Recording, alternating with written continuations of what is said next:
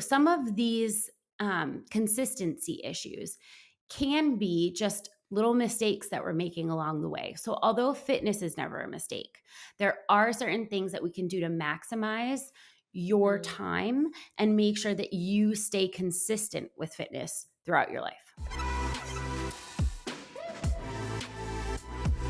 Hello, everyone, and welcome back to the Thick Thighs Save Lives podcast. I'm Kelsey. Hi guys, welcome back. Thank you for coming back and spending your week with us. We are so happy you're here. So happy you're here. I'm particularly happy. We're doing a weird, well, I feel like I have to explain myself because you're in like just a sports bra. I know. When And I was like, is I'm your air conditioning on really no, loud? because I want to explain. I had to do this because okay. Last night I did my self tan on my face and I had full intentions. I was like, we're gonna self tan. It's gonna be a full thing. I'm gonna shave my legs. This is like you're setting Ready. aside Yeah. mental time, space. Like there is like, this is a whole thing. I'm going to shave and I'm going to self tan. Okay. Yes. Great. Did the face. No, too tired. Going to bed. So now I've I been there. have Yeah. face and body not matching. So I had to do a full turtleneck here, cover up everything. So you cannot tell that my face is a totally different color than my body. Who's been there? No one? Screw you guys then. It's 80 degrees out.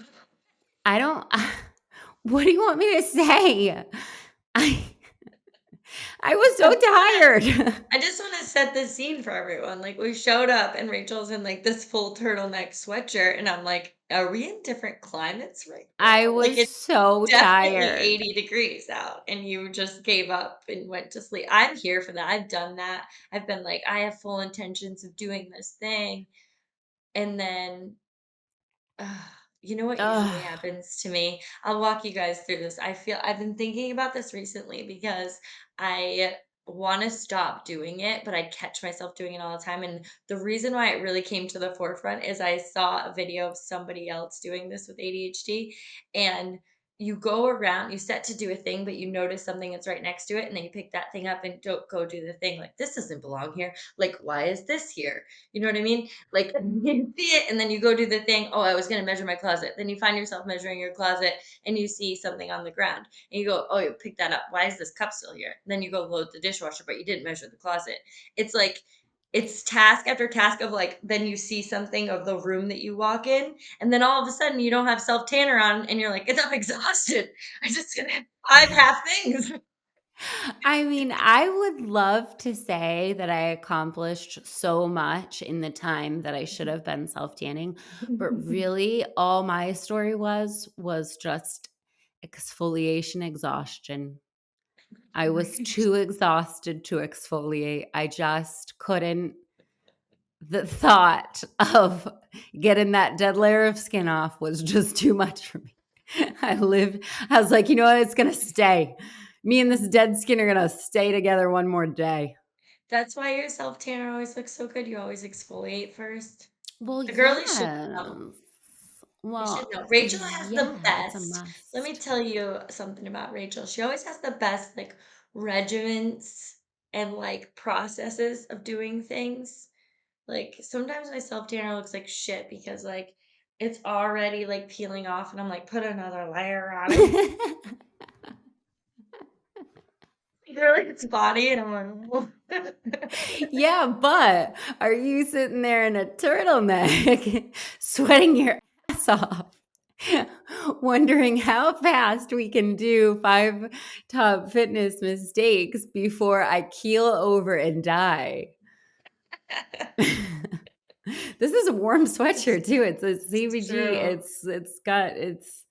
We It don't looks make cheap shit. So No, our stuff is always so top quality and freaking like, if it's meant to be warm, like that's just warm is because that we're from bitch is Massachusetts. warm. Yeah.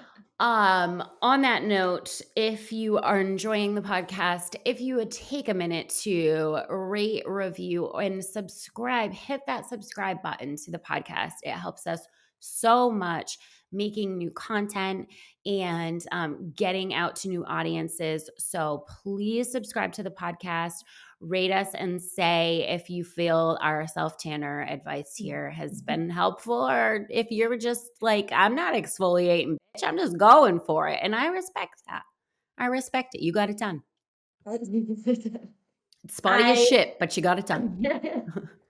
As we get into our topic today, which is the top 5 biggest mistakes that we see for beginners, um, I wanted to kind of start this out with something that I had posted this week, and a lot of people, it really resonated with them. So I wanted to like touch on it as we get into some of the fitness mistakes because we geared this episode towards fitness mistakes that beginners make. However, these are fitness mistakes that, like, even if you've been in the gym for a while, you're gonna hear and notice that maybe you've been doing them, or like as you go through changes, you go back to one of these, or you inserted one of these because you thought it was the thing. So it's really for everyone.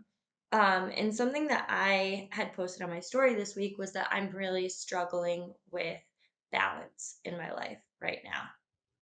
And I got an like a ton of messages with people, A, just being like, thank you for posting this because you saying that makes me feel like it's normal.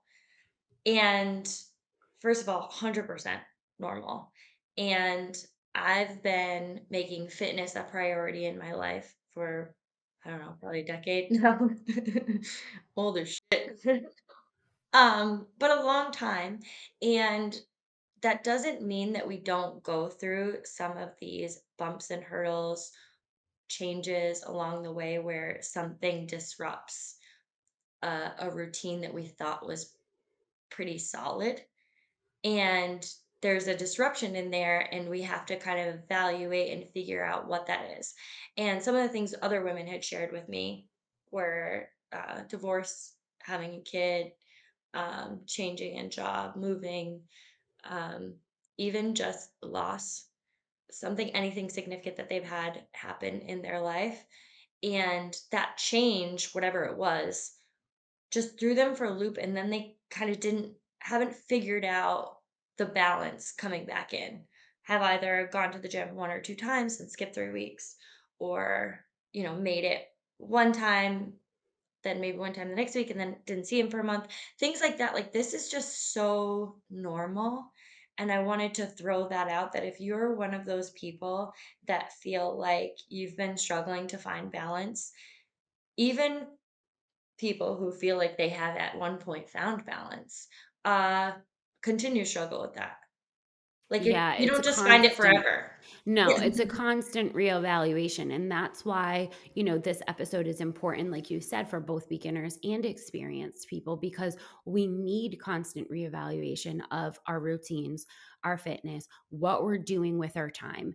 And you, saying that, first of all, that's the honesty of that is great. And I think that it, like, people responded in a way that it normalizes that kind of, people that work in fitness are still fighting the Yeah. same battles. And I also think that what adds a layer of difficulty there is that it's a healthy habit. And sometimes when people are having big shifts and they're getting rid of unhealthy habits, it's like, yeah, great, you're out the door. But there's another layer of shame when we're having trouble inserting things that we know are good for us. And we're saying, like, well, also spending time with these people is good for my mental health. And also, there are things that are good for my financial health of, working in this way. And those are things that are disrupting this. But, like, which one's more important? You know? Yeah. And it's hard when it's a healthy habit, because you're like, well, I know this is important. But I just want to assure everyone out there that there is no freaking way that for the rest of your life, you're going to work out 5 days a week, every single week, till the end, till the coffin. That's not going to happen. Okay. Is that a new phrase I just did? To the coffin? Um, I like that. I don't think that's how you say it, but, that's not gonna happen, and that doesn't mean that fitness isn't important to you. It doesn't mean that fitness isn't necessary, and it definitely, definitely does not mean that there will be no time in which that won't be for you. It just means that it's right now, and I know it's hard with a healthy habit to, like, let it slip a little bit and say, like, "Oh, shit," "What does this mean for my life?" But there are a lot of healthy habits. Working out, Mm, eating nutritiously, they're not the only ones. And we need to make space for all of the healthy habits. And those include things like spending time with friends and family. Those include building new relationships. Those include excelling in your career. Those are all healthy habits that everything needs to be in balance, right? mm, mhm. So Yeah. No, that's a great don't point feel that bad. that all of those are healthy habits. I think it's just, like, sometimes, like, if you're having that if you have decided to put some things into, like, maybe above working out, and then you test it out and you're like, "That doesn't feel good for me," that's okay too. Yeah, Like, that's what I'm saying, you the can constant say, like, reevaluation. yeah, like, Mhm. and just taking we always talk about, like, taking inventory, but, some of the things that, like, I'm constantly taking inventory on is, like, I see other people and I'm like, "Well, this works for them, like, shouldn't it work for me?" And I think so many of us do that where we're like, "Maybe, if I give it some time, it'll work out." But the fact is that, like, I know that, when fitness really falls for me, like, I have a lot of trouble sleeping. Like, I have so much pent up energy that, like, sleeping becomes such a struggle, and that doesn't mean it's a struggle for everyone where they are in their balance, but it is a struggle for me. So I know that, like, I have to put some things in place so that, like, I can still do those other things because I'm not up at 2 o'clock in the morning. No, it's true. Just, honestly taking inventory of you. I remember, like, um, when I first was like Rory was, I don't know, maybe 4 or something, and I was, like, telling you, that it was such a struggle for me to f find the time to work out and get the motivation to work out, and I just didn't wanna spend time away from him, and you were telling me about some of your friends who were successfully doing it with kids that age and what they were doing, and I know that what you were doing was giving me, some ideas and tools, like, how well, this is how some other people are doing it, because I was, like, asking for help and I needed, like, a way. But one of the best things I did was to sit with that and say, like, "That doesn't work for me." Like, Mm, I'm not it doesn't work for me to send him to the daycare and the gym. That's what a lot of people do, and I love that for them, and that doesn't work for me, and there's nothing wrong with me that doesn't work yeah. for me. It's just not. So, Mhm. you gotta be really secure in who you are, because a lot of the time I was like, "Well, why can't I just be like them?" And you just got to be secure in that you know who you are. And there's a little aside there. No, that's a great point. Like, that doesn't work for me. I'm so excited that that works for a lot of people, and I'm so excited that that's what balance looks like for them. But, like, that doesn't work for me. Nope, That's okay too. But, that's like, okay you'll too. find the one that does. And it's just nobody else's blueprint. It's okay to struggle. It's okay to be looking for where balance is, and it's okay to have that in between of, like, I know I'm out of balance, but I'm working towards finding what that balance looks like for me based on my priorities. Let's go. Mhm. We won't say yet what Kelsey is drinking, but we'll talk to you about that in a sec. But first we're going to go over some really now we're gonna air Bunny's mistakes, okay? Because mistakes I don't like here, because movement and fitness is never a mistake. Okay. If you are going to the gym, if you are setting aside time in your day for movement, if you're doing some air squats in your living room, you are never making a mistake. That's never going to be a mistake. However, this is kind of one of those things where you are wanting to do the thing and you are wanting to maximize your time and your efforts. And we sometimes you can do it better, right? So it's never a mistake to move, but sometimes we can put things in place that will help you do it more consistently, better, and for longer. And if we can highlight some of the mistakes that may be holding you back from that formula, why you're constantly starting and stopping fitness, why you're feeling like you're not making gains in the gym, why, some of these consistency issues can be just little mistakes that we're making along the way. So, although fitness is never a mistake, there are certain things that we can do to maximize your Mm. time and make sure that you stay consistent with fitness throughout your life. For sure. I like that you led with that because no, none of these are necessarily mistakes. But if you can listen from things of people who have made some of these mistakes and avoid Mm, some of them, those are always those are always just like, yeah, tell me the mistakes you made at the beginning, or like wish I had figured out sooner. That's why I love this. So like our first one is like too much too soon, which is generally something a lot of us do that when we either find something we like, or we want to make a major life overhaul, or we're just like really excited about something. And what I would suggest that you do here is really put in some parameters to make sure that you don't go like too hard too soon. When people start a fitness routine, like motivation is flowing and they feel that and then they start to almost count on it instead of developing the sustainable routines so that when the motivation fails, ultimately it always does. You're not weird if yours is gone somewhere and you can't find it under the bed. Motivation isn't always there. So when it's gone, then you're like, well, I just can't do any of those things because I have set an expectation that I can't hold. So if you're thinking like I'm going from 0 days to the gym to 6 days a week for an hour, 2 hours every time, that's not realistic. no. And that is not setting yourself up for success because some things that will happen there ultimately is just, always what happens. You get extremely sore. It's not just in your mind. It's unlike you, and it's not even that if you're going 6 days, it's like if you start off by like, I'm going so hard in the gym today because I haven't been for 2 weeks, and you go so hard that like the next 3 days you take off, we haven't started developing a healthy habit, right? You just destroyed your body for one day and then you had to take a week off. Instead, could we get back into the gym for 30, 40, 45 minutes that first day back?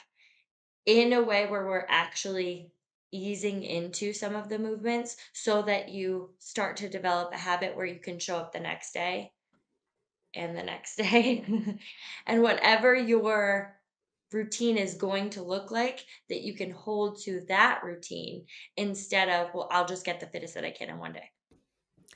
Oh man, I've this is really something that's come only with age for Yeah. me. Um, but like if you had said this to me even 5 years ago, I would have been like, yeah, but like go hard or go home, you know what I'm saying? And it's like, no, Rachel, shut up. Just to shut your 34-year-old mouth. You don't know what you're talking about.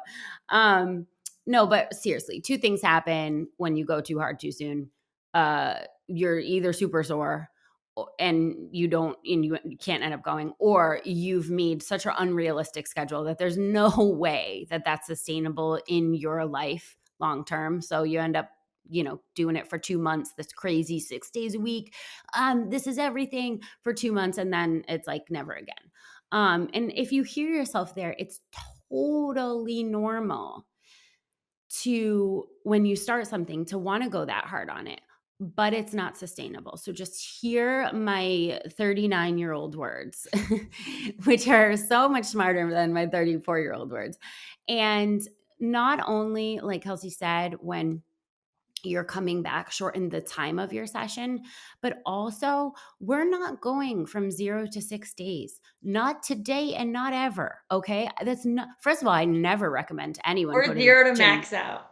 No, I never recommend anyone goes to the gym 6 days a week. That's just first off. Like, there's no reason for a 6 day a week regimen. I think that's too much. 5 days in an active recovery is really what I recommend across the board for my athletes.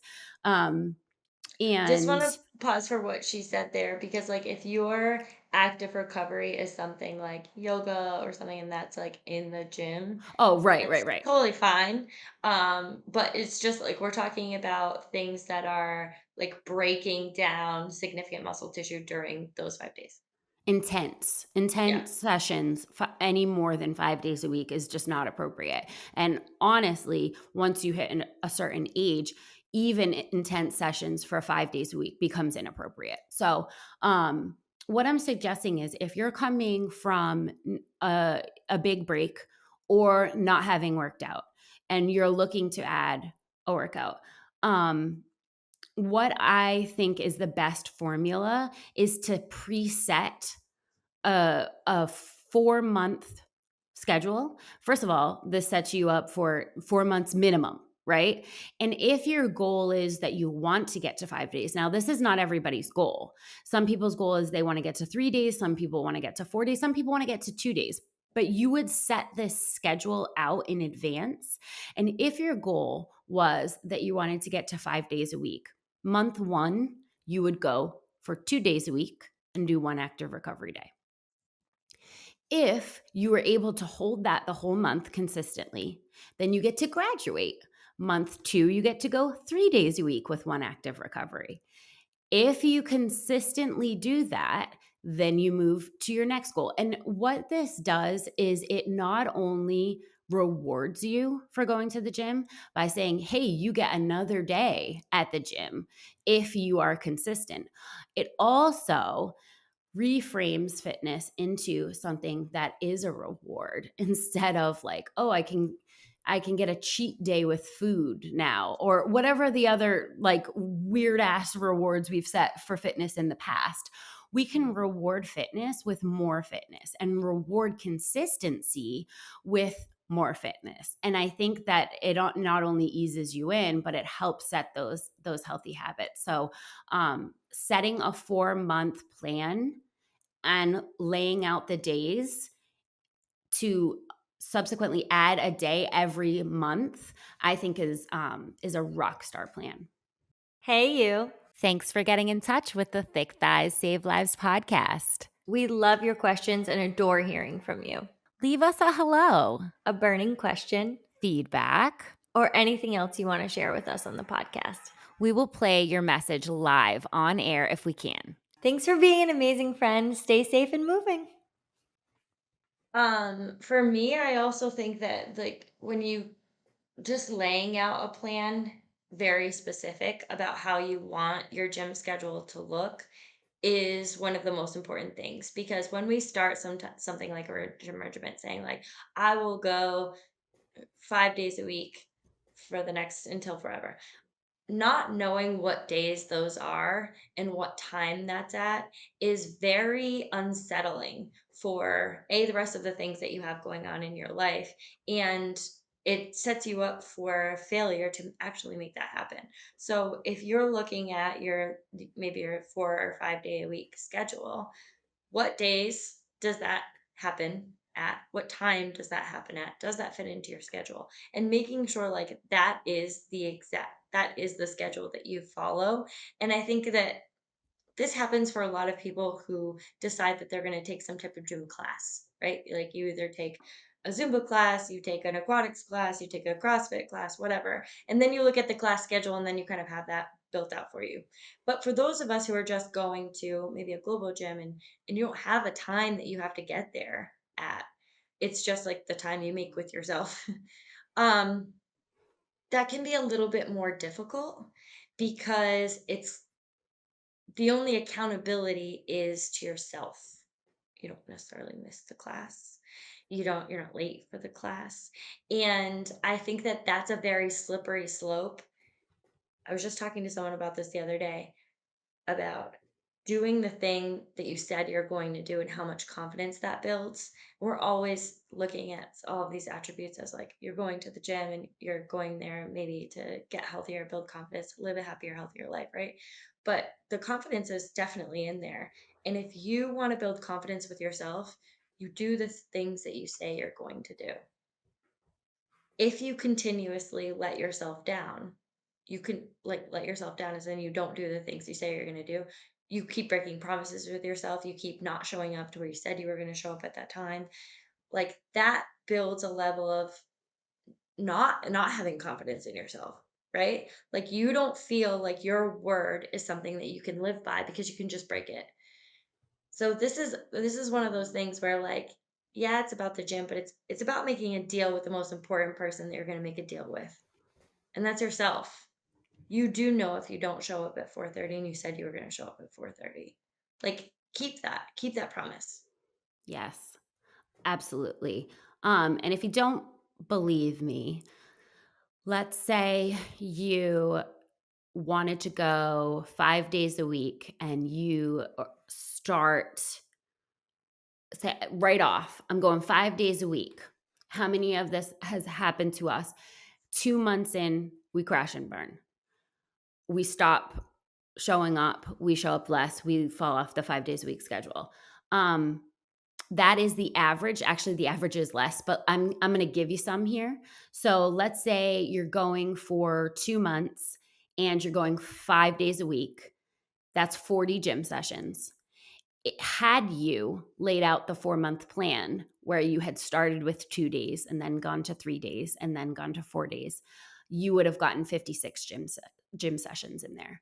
So no matter how you slice it, that's more fitness. And just because it started slower does not mean shit, because you actually ended up getting you were more successful in getting in more sessions, 16 more sessions than you would have if you just went full force. Let's go. Game on. 5 days a week. Shut up, body. You're fine. So just, a little age. Um, Piggybacking on the going in with a set time, a set day, and a set month routine, you got to go in with what you're going to do at the gym. This is a huge mistake that we see people make when it comes to being able to have longevity in the gym or even being able to get in the door the first time. Going in without a plan is a huge mistake because we have so much anxiety surrounding the gym already that is societal and doesn't have anything to do with you or your body or your clothes or it doesn't none of that. It's this is something that's kind of out of your control. There is anxiety that's associated with fitness. Now if we add, I don't know what the shit I'm doing when I get there, we're taking a normal amount of anxiety and we're pumping it up to like levels that are just going to hold you back from going. I do not believe in the like, well, I'm a beginner. And so I don't really need a set plan. I'm just going to kind of go in and peruse and do some machines, maybe walk on the treadmill. I'm telling you right now, you are so much more likely to continue long term and to feel less anxious in the gym if you do not take that approach. Even if you're a beginner, you should go in with professional programming. Well, here's the thing. You know that when you have a plan at any point in your life, it eases everyone's anxiety. Knowing what's going to happen next eases people's anxiety. That's why people are more likely to go to a class that they've already taken in the past because they know what to expect. They know what's going to happen during that class. They know, like, generally, sometimes, like, who's going to be there, like, what the structure of the class is. Like, going in with a plan is going to decrease any type of anxiety. Also, going in with a plan is going to eliminate you getting there and sitting on your phone and not end up doing anything, and you leave an hour later being like, did I even accomplish anything? Because when I got there, I really didn't have any structure to my day. um, I find structure to be extremely helpful for me to be successful almost at anything that I do or anything that I want to do consistently. um, I think that's the case for a lot of people. And the problem sometimes with, health and fitness is that there isn't this one structure for everyone, that it's like we're always looking for it. People want to do like backs and buys on this day and the legs on this day. And we'll get into that one next. It's a great segue to it. But um the fact that we have to kind of develop our own structure on something that we don't know is is a friction point.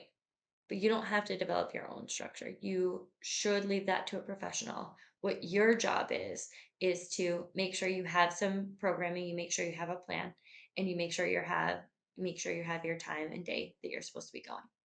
That's your job. Fill And in to the show blanks. up. Yeah, because that's a big enough job. You don't need to add to that becoming some kind of Professional exercise programmer. guru, professional programmer. Jesus, I mean, how much can you expect from yourself? Like that's absurd. So, number one best is to go in with a plan from a professional that you trust. I like an ebook for this because I feel like that's a nice setup for being able to have, a month's worth of workouts already pre-planned for you. You can look ahead. That eases some of the anxiety. So I love an ebook if you are looking for one and you like intensity. Definitely check out any of the TTSL ebooks. But you got to find a modality you like. Then you find a trusted professional in that modality, and then you get their programming. You let them do the work for you. And not only does it help your accountability because you paid for it, that there's like an extra level there of like, I paid for this, but it also is like, Well, you you know, invested in yourself. you invested in yourself, and that is a good feeling. It is a good feeling to pay money and say like, this is worth it to me, and this is why I'm going to continue going because I believe in myself. $50 worth, right? And I think that that's, you should believe in yourself a lot more than $50, but that's what, a good program typically costs. And then the second suggestion, if that is completely not a possibility for you, is if you have to make your own routine, please try to keep it simple. Mm. Keep it simple. You do not need this like unbelievably customized. For most people, we can split into the most core functional movements. We can just say like, here's the compound things, and we're going to do this every single week, and don't change the exercises too frequently. Like, you should be, if you're newer, you should be doing your set programming, same things each week, compound movements for months before you go and look at changing up your routine. It shouldn't be like, oh, I have to go and do a different thing every day. Absolutely not. And you can split it into, a really basic 2-day plan if you want. If you're starting out and you're at 2 days, what we need to be doing is squatting, hinging, pushing, pulling, lunging, and carrying in some form. You want those movements in there. So if you're going to split it into 2 days, just split it into squats, hinges, and pushes on one day and pull, lunge, and carry on the other day. That's fine. If you have more days, you can split that down further. But just looking for exercises that fulfill a pulling modality, that's great. Just make sure that's in there. If you have to do your own programming, obviously it's much better if a professional is building this out for you. There's just one last thing that you have to do too. You're like, oh, Yeah. I have to look up some pulling movements and I have to write them down, figure out what day they go on. Like totally, I totally get it if that's something you want to start out with. But I think, um, you don't write your own prescriptions. Yeah. You leave that to a doctor. Um, so our next one is too many isolated movements. This has been something that's been hard to combat and fight back with because it's been kind of in the fitness industry for so long. And I see this with a lot of people when their reasoning for getting into the gym is something aesthetic, and then they're going to make sure that abs are every day, and doing the like isolated ab workouts is not the most efficient way to spend your time, it's also not the most efficient way to decrease body fat in your midsection, which is actually what you want to do. So I like to differentiate those two because a lot of people think like I'm going to do direct core work and I'm going to develop my core muscles and therefore you're going to be able to see my core muscles. Eh. And You can have the strongest core in the world and yes, have a ton of layers of fat over it, and those two things do not coincide. exactly. And the typical core exercises that have been done in the past are not the most effective core strengthening exercises, not the most effective way to actually even work on your core. And one of the things that you cannot talk, I know I'm on a core tangent right now, but like one of the things you can't dismiss when you're talking about core strength, developing core strength, or even looking at decreasing body fat in your midsection is posture. And when you think about all of the typical core, air bending core exercises, when we think about like crunches and sit ups and everything that is the opposite of the posture you would like to maintain, I just want you to consider that for a minute because the most effective core exercises are not working against your posture and looking to put you in this like really crunched position. That's just some like old school thinking. Instead, when we think about how we are going to support weight in a really great posture, we're actually working on developing elongated core posture. So we sit up the other 23 hours of the day in a strong position, holding your core up and actually working on strengthening those muscles instead of shortening them and doing the opposite of that. Ooh, let them know. No. Everybody's like, wait, my crunches though? Those are my How many? only staple. Oh, When we you just break took it away the down crunches. Oh my God. when you break it down, Cue you think the about it cue the though. pitchforks. Fish forks. No, I mean, it makes complete sense. It's just completely old school thinking, and I think that that's the other thing that I wanna say about too many isolation movements is that, many gyms, I would say all of them, have set up this rotation of machines in the very center of the gym where you can move from one machine, one isolation machine to the next, and in sort of a circuit. Now, the reason that they've done that is to take some of the anxiety away from gym goers, right? If you just had an open gym with just nothing but free weights, people who might not know what to do or might not come in with a set plan or haven't had this history in fitness and a background would not know what to do. But the machines with the pictures make it much easier to kind of just sit down and go through all of these machines. And that is what 99% of people who are starting a gym routine do. They go into the gym, they walk on the treadmill for a little bit, and then they go and start the circuit of machines, where 90% of the machines are you sitting, first of all.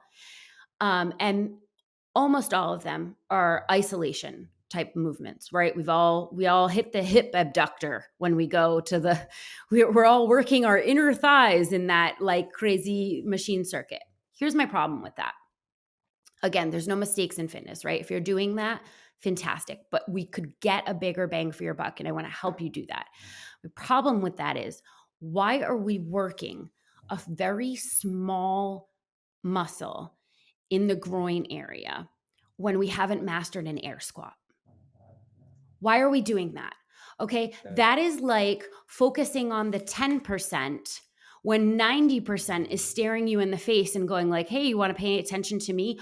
The isolation movements on those machines are so made for accessory type work where like when you've gotten to a really great place with your compound movements but you've discovered a flaw somewhere, oh shoot, I'm really quad dominant, right? Okay, then we can go to the machines or isolation movements to fix some of those imbalances. But that's not what 90% of the people are in the gym are using them for. They're using them for their general fitness. And not only are they sitting down when I don't want you sitting down at the gym at all for any movement, not only that, but we are also isolating extremely small muscle groups when we are ignoring the fact that we cannot perform a deadlift to proficiency, an air squat to proficiency, that we cannot overhead press, but we're sitting there working on our biceps, right? There's so much more bang for your buck that could be happening. So don't get stuck in that circuit of the machines. Don't get stuck in isolation exercises because there's 90% of your fitness that is lacking when you're stuck in that routine. Everybody's mad at me. No, I think that's such a great point. I mean, you know what? Stay mad. No. I just think that's such a great point because I think back to the beginning of my fitness journey Oh, I did it. and I did it like I we did it. all were there. So I just want to like come at that with like, hey, been there, just like want you to maybe skip some of this frustration because to your point, you're sitting down working these small adductors, you're working these small muscle groups when you've sat down, likely sat down the entire day working. And now we're going to sit down, we're going to work on these like small muscle groups and then we're going to try and be like, oh, I got to get to the abs. I got to get to the, like, when we isolate all of those things instead of doing like large compound movements, that we could be working all of those muscle groups at the same time, we're just we're wasting time, we're setting ourselves back. Wasting time. Wasting And I time. don't I wanna hate waste wasting time. time. I Like, hate as I it. just, talked to you about some of the, core strengthening exercises, like what we're thinking about when you're talking about an air squat or, a back squat, for example, any of those more, like, complex movements. Everything involved in doing an air squat and keeping your chest up is exactly what I'm talking about That's when 90%. yes. That's 90% because we're looking at like what you're not just doing like a leg movement. You're working at maintaining your posture throughout that movement, keeping your core tight and having a full body exercise instead of sitting down and isolating. And I want you to learn from my mistakes, which leads into um our next tip is TMC, too much cardio. TMC, I girl. I I feel this one in my soul because let me just tell you, when I first started my fitness and I was purely aesthetic based and I did a ton of cardio, then I did abs. So I am attacking me right now when I'm telling you, just like please learn from my mistakes because I would either elliptical girl, I tell my which is like guys, if you're on the you're doing it, you're doing the thing. But let me just tell you what I learned is that I would do the elliptical or I would be on the treadmill for, TMC. And then I would hit abs and wonder why I didn't have visible abs and why I wasn't like kind of like gaining any or losing any significant amount of body fat. Um, I was still thin, but I was maintaining a higher body fat percentage than I am right now. And it's such a weird thing because you No, don't it's not. know. Yeah. Well, you don't Scientifically, know. it's not, but Yeah. yes. But when a lot of us first start out, we think if we want to lose body fat, we need to do cardio. And that is just incorrect. That's incorrect knowledge that has been perpetuated, especially for women, that if you want to get shredded, you want to you want to lose a significant amount of body fat, then all you need to do is cardio. That's just not the right information. If you Well, would like to improve your cardiovascular health, you're going to do some cardio. yeah, but here's the thing. It's so weird because it's like, okay, if I need to lose body fat, I know that calorie expenditure is going to be key here, right? And so while I'm at the gym, I'm going to focus solely on calorie expenditure. What burns the most calories, right? So Yep. then you go to cardio, right? Because, like, okay, if I'm going to run for 30 minutes, I'm going to burn the most calories that I can. And that should help me in the fat loss because that's what it's all about, right? It makes complete sense until you realize that there's 23 other hours in the day.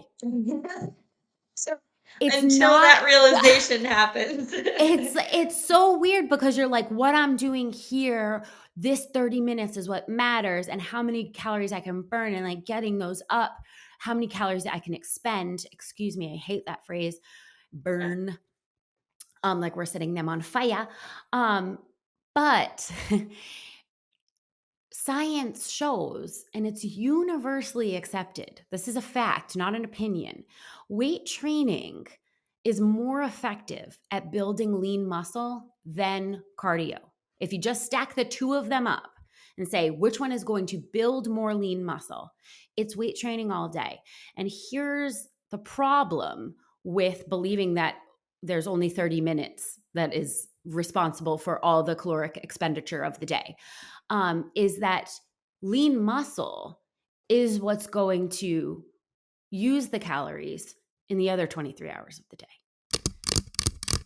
So you already know we make the best workout gear, but one of our best products, our highest rated product on our website, is actually our collagen. If you have not heard about Glow Up by CVG, you are missing out. There is almost 700 five-star reviews on this product because it is such an amazing supplement.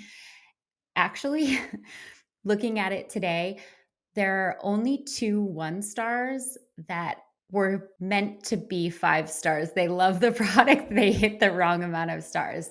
This is one of our most popular products for a reason. It dissolves like no other collagen. It's type 1 and 3. You're gonna have healthier skin, better joint mobility. Everything about this collagen makes it easy to put into your daily routine.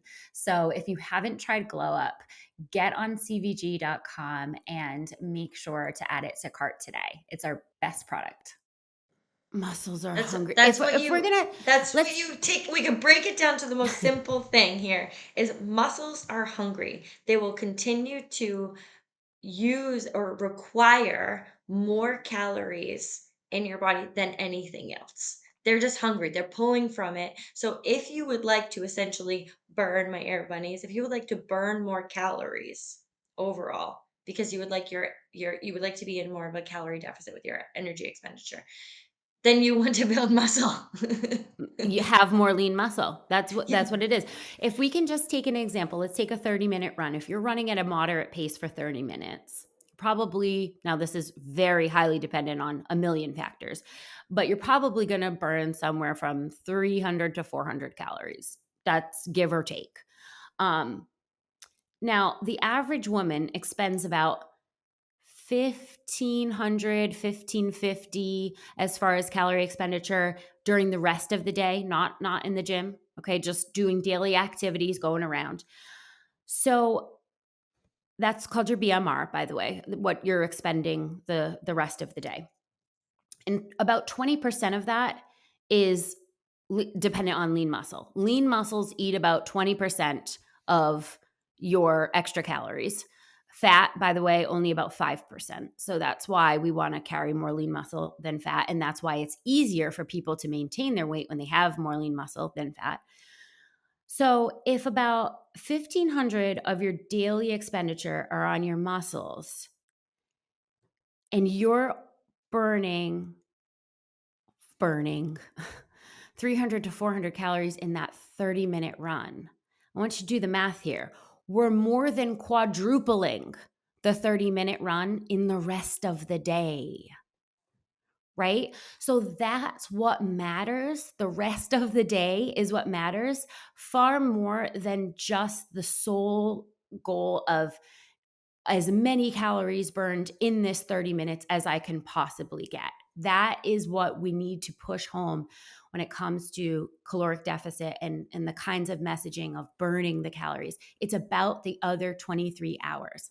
And, we know like metabolically that there's like an afterburn effect, right? When you do more intense workouts. So, what we're gaining from this is your workouts, if you want the most bang from your buck, they need to be intense and they need to involve weight or resistance training. They cannot just be slow, steady cardio, steady state cardio. alone, right? There's a place for that, but it For just can't sure. be the only thing, right? So that's why we're saying TMC, because it's not that there's no place for cardio. It's just that potentially you might have too much because you believe that that is the key to burning more calories throughout your day.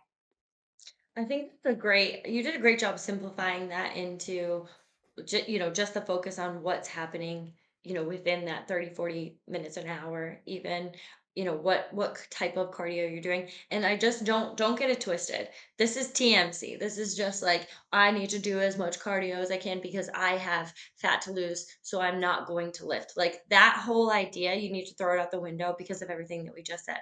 I just want to insert at within the same time frame is that cardiovascular health is very important.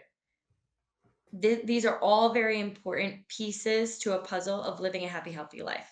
So, lifting weights is important. Doing cardio is important. Doing metabolic conditioning is important. If you want to get the most bang for your buck, you're going to do intense workouts, and you're going to not just like, I shall do slow rate cardio for an hour. I've really spent maximum time at the gym. It's not about the length of time, it's about the things that you're doing there. And we want to help you maximize the time that you spend at the gym, which just is a great segue into the next mistake a lot of beginners make. And I just want to say, like, a lot of this beginners for everyone, but particularly women, you're using weight that's too light. And it's a very interesting thing because when we look at weights and just like a general thing that you're lifting every day in your life, we look at them very differently for some reason. Like I see women at the gym all the time. They go and pick up their 6, 7-year-old kid. And I'm like, that kid's got to weigh 65 pounds. And they're very afraid of a 25-pound kettlebell. And I'm like, you realize I just saw you pick that kid up and he was moving all over the place. His And weight is not distributed nicely yeah, like the kettlebell is. he was moving all over He's the a place. whaler. Yeah. And you're doing it a lot of times in weird positions. I had a woman the other day at the gym, and like her son had just woken up, and she's kind of like holding him in between sets, you know, in between like squatting sets. So she's like leaning to one side because he's like waking up. So she's kind of like trying to like, and I'm like, the amount of weight that you're holding on one side right now is a lot. And totally respect mamas. But like, be realistic about the things that you pick up already on a daily basis and then transfer that into some of the things that you look at when you're looking at weight at the gym. Some of you are like, I can't use a 15-pound kettlebell. I'm like, I've seen the bag that you walked in here with.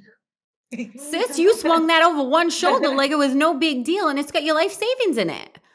17 chapsticks, 19 pairs of shoes. What in the world is that? Like 3 towels? What do you need 3 towels for?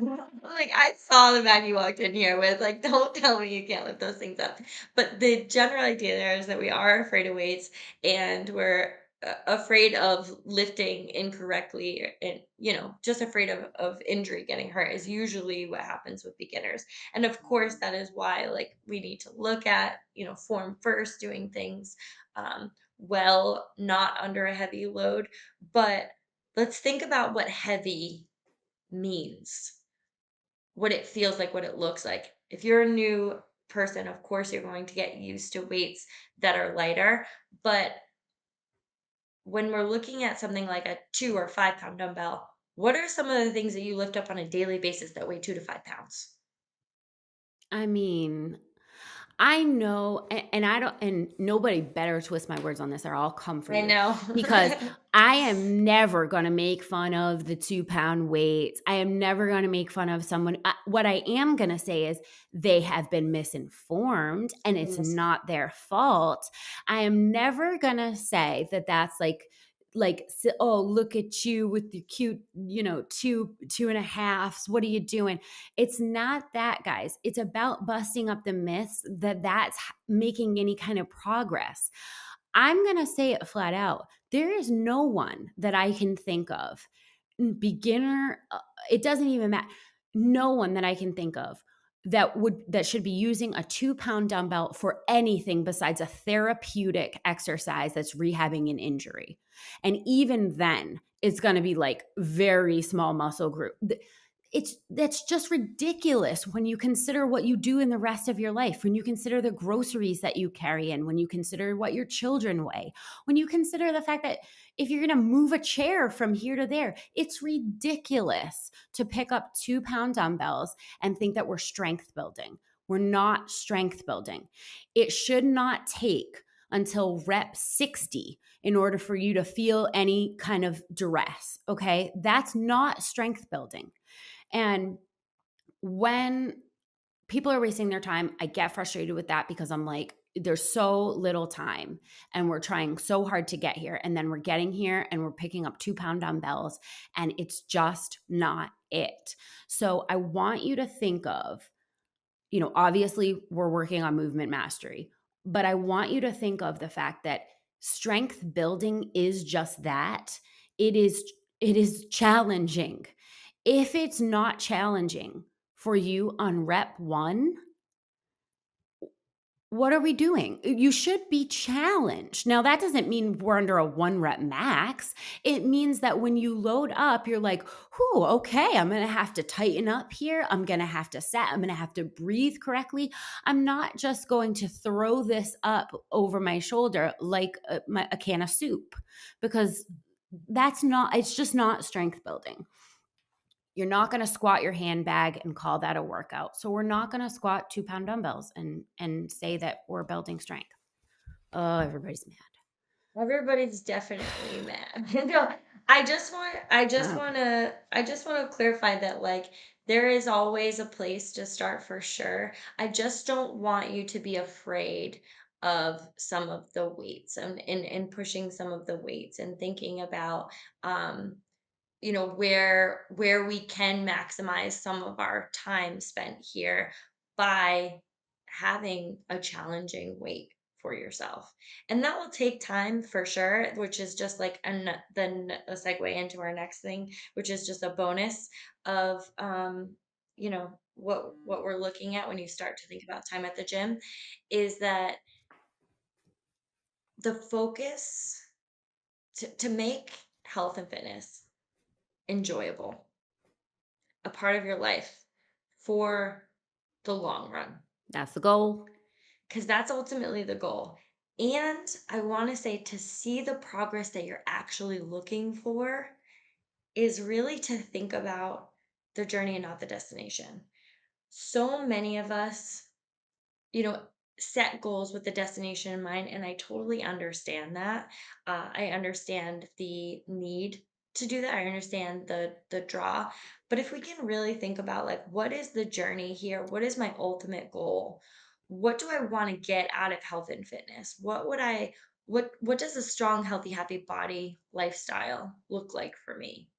And then the rest we can kind of fill in the blanks. I just hope that when you start your fitness journey or when you're reevaluating or wherever you are in it, that you can kind of think about that you haven't got to a place where fitness ends, fall off the cliff. Um, you haven't mastered any part of it, or you haven't not mastered it, so you're never going to get there. It's it's all part of the journey and it goes in waves, and if we think about it more as a journey and just a piece of a life that we wanna live, we can be more okay with adjusting it along the way. And we can be more okay with what the physical changes are along the way. Because you're not waiting for like the six pack abs, you're not waiting for some of the aesthetic things that and you can have aesthetic goals. I'm totally here for that. But I think that you'll reach your aesthetic goals faster if you focus on the journey and not the destination. Because when we focus on the destination, the likelihood of us dropping off before we get there increases. I mean, the aesthetic goals take time, and we cannot put in the time without that consistency. And, the why has to be there for consistency. We know that in all psychological studies. Consistency comes with a clear why. So, Wait, I want to add one more thing. No, you already got your bonus. No, you already got your This is bonus. part of the bonus. This is part of the bonus. So, something that I think when we're talking about challenging, putting challenging weights in there, when we're thinking about like physical challenges they build mental like fortitude. You're also being mentally like you're also challenging yourself mentally. And that's such an important part of fitness that I feel like we just as we start a fitness journey, we just completely negate the fact that you are going to have mentally challenging days that are not necessarily physically challenging, but every time you challenge yourself physically, you challenge yourself mentally. Because so much of that if you're going to increase the weight, can I do this? And you end up doing it or not doing it, you fail, you come back, you try it again the next day, you push through some endurance things where you feel really tired and you keep going, or all of these physical challenges, they stem they have that mental aspect of like what you think about yourself and where you're willing to physically go, where you're willing to mentally go with that physical challenge. And I think it's just like such a you only kind of like get to it if you've been on the journey for a little bit and you realize like, wow, I've really grown mentally as a person. I'm really much more resilient. And I didn't do anything to kind of like mentally build that resilience. I didn't cut off my head to do physical challenges because that's how it works. That's not how it works. That's a great point. I'm glad I let you have it because it really does require a lot of practice to have, that resilience that we're all looking for. And you get an opportunity to practice it every time that you accept a physical challenge. And it's really a great environment and setting to practice it under because there are very little things to lose. Yeah. So all right, so we're not going to do too much too soon and go the crash and burn method. We are going in with a plan, preferably by a professional, and even better if it's TTSL. We are not going to immediately the isolation exercise cardio circuit that is in the middle of the gym. We're going to think outside that box and look at the 90%. We are not going to TMC our way into fat loss. And we're going to tell those 2-pound dumbbells to F off because they're too pink and we don't need them. And just as an aside for Kelsey's bonus, we are going to make sure that the destination is very clear, and that we're really focused on how we're going to enjoy the journey, and that the destination isn't it. It's not everything. It's there, but it's not everything. So we hope you guys have enjoyed some of our mistakes that we made along the way. And next week, we are going to be talking about the newest craze in fitness, which is hydrogen water. Ooh, ooh. We We got have ourselves some been products. we have been experimenting with hydrogen water. If you don't know anything about it, we are going to tell you all about it. But we didn't just like go on and read some research. We have been actually trying it out to see if we're noticing any difference. So yeah, we're going to tell you all some things about it, but also we're going to tell you our personal experience, which doesn't mean it's a scientific study, but it's going to be our own experience to see if it's snake oil or not. So if you're interested in the newest craze, tune in next week. So we can't wait to tell you about it. Bye, girls. Have a great week.